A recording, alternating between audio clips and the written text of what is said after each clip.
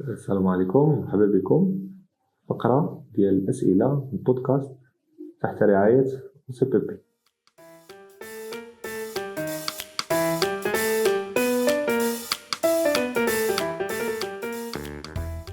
السلام عليكم. الأخطاء ولا أكثر الأخطاء اللي كيديروا السائقين في الطريق. الجواب على هذا السؤال هذا هو الخطأ. هو أصلا هو الخطأ اللي كتخلي السائق يدير الخطأ. هو منين كينسى راسو أول نهار ساق، يعني منين كتنسى راسك أول مرة سقتي ولا كيفاش كنتي كتسوق في الأول، هنا كتبدا دير الخطأ. يعني ملي مكتبقاش تخاف من الحاجة كتبقى ديرها.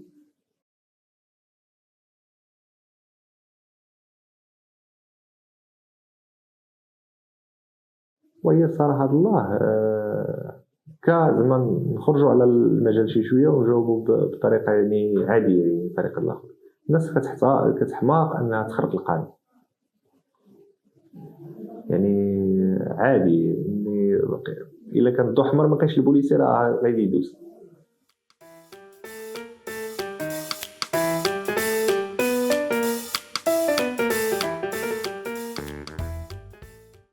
كثروا الرادار باش نقصوا حوادث السير بسبب السرعة، نكثروا الرادار.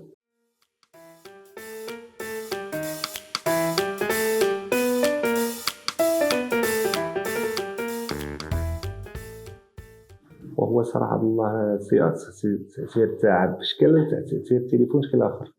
دابا تحت تأثير التليفون راه الإنسان يقدر يكون كوسيون غير هو غيتلاها التليفون غيسعى. دونك يعني المشكل غيقدر يعني إلا كان بسيط راه يقدر مثلا شي كود فولون ولا هذا راه يقاد الأمور ديالو ويصوبها. مي تأثير التاعب القدرات البدنية والحسية اللي كتنقص، يعني ما كتبقاش عندها نفس الفعالية، وهذا هو اللي مشكل.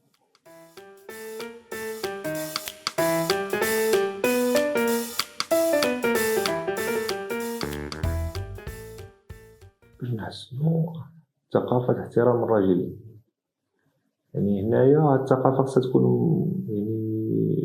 يعني مشتركة. يعني كيفاش الراجلين يحترموا السائقين يعني مستعملي الطريق، وكيفاش مستعملي الطريق يحترموا الراجلين. هنا كيخصنا نقراو بزاف أخيوا باش نجاوب.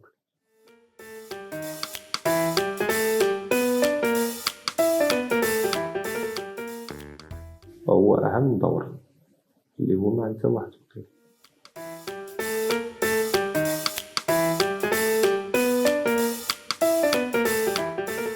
دابا الخرق ديال الانتردي ونمشي بالانتردي كيما عملتيلو صراحة الله، مخالفة كيما عملتيلو تزيدلو في المخالفة غيبقى يعملها.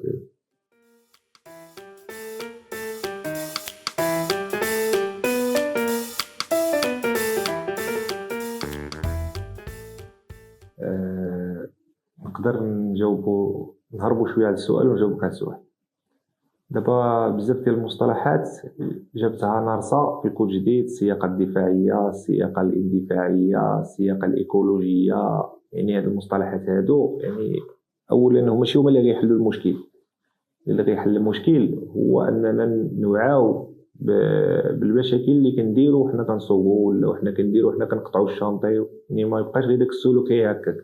دابا حنا يعني المغرب ما بقاتش شحال هادي كيما الناس قلال. يعني كتخرج للشانطي كتلقى بزاف د الناس، منهم اللي خارجين يتسخروا، منهم اللي يقطعوا الشانطي، منهم اللي يجيب البيسكليت، منهم اللي جاي بمشكل التروتينات. يعني هاد المصطلحات هادو مش هما اللي غيحلوا لنا المشاكل. يعني حنا اللي كيهمنا هو السلوك ديالنا. يعني ديك المساله نوليو نقتنعوا بان راه كاين واحد الضو نوقفوا فيه، كاين واحد الممر راجلين نقطعوا منه، كاين العلامه نحترموها، كاين شي حاجه مشكل في السياره ديالي خصني نصلحها. يعني فهمتي شي حاجه كتلوث.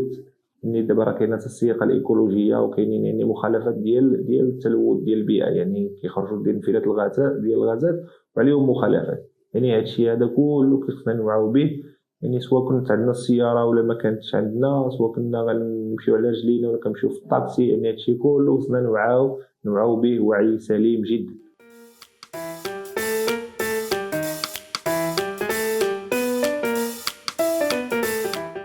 هو اننا ما نبقاوش ناخذوا التصرفات ديال بعضياتنا بشكل شخصي. يعني كنساو باننا راه حنايا مستعملي السيارات بقدر اننا كنوليو نتعاملوا كاشخاص.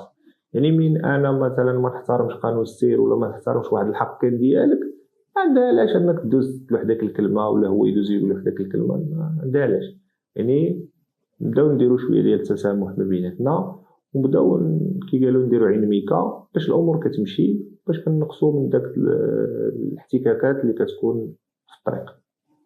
وشكرا على المشاهده، ونتلاقاو ان شاء الله في فقره ديال الاسئله، واللي عنده شي سؤال يطرحه ونجاوبوا عليه ان شاء الله. شكرا.